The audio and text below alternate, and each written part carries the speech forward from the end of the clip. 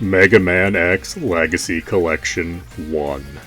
Available on PlayStation, Xbox, Switch, and Steam.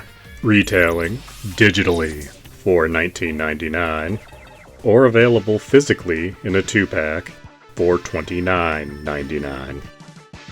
This is a collection of only 4 games, which I do feel is kinda light for a collection.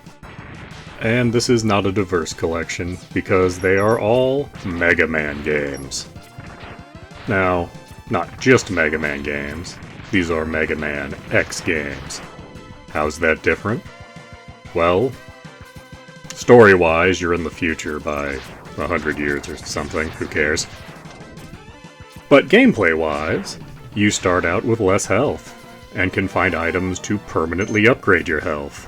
You can find canteens to carry more health, and you can find hidden pieces of equipment in each game to make Mega Man better. But aside from the theme of upgrading, you're pretty much just still playing Mega Man. Now, are these good Mega Man games, or do they follow in the footsteps of 7?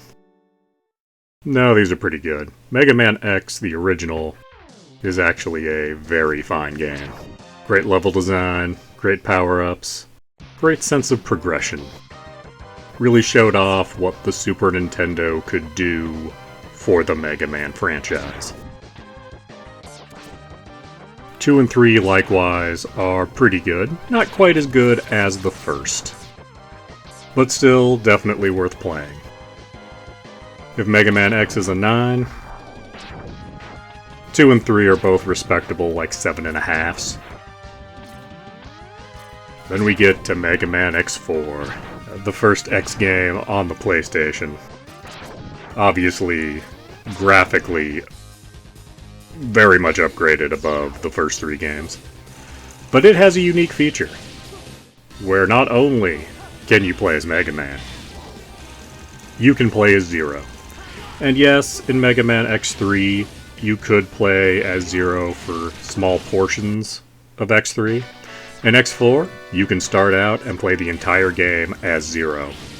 And doing so actually makes it a very different game, because while the levels and bosses are not changed, the gameplay style is wildly different, as for the most part you have no ranged attacks. Everything has to be done with melee.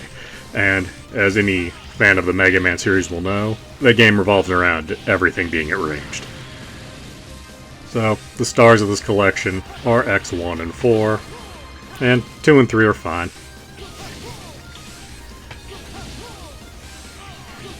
Now, what is interesting about the entire series is that sometimes what you do in one stage can affect what happens in other stages.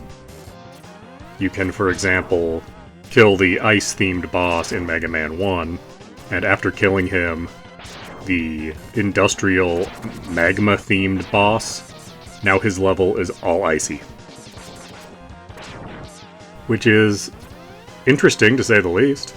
And there's examples of that all throughout all of these games. We're not going to go through all of them.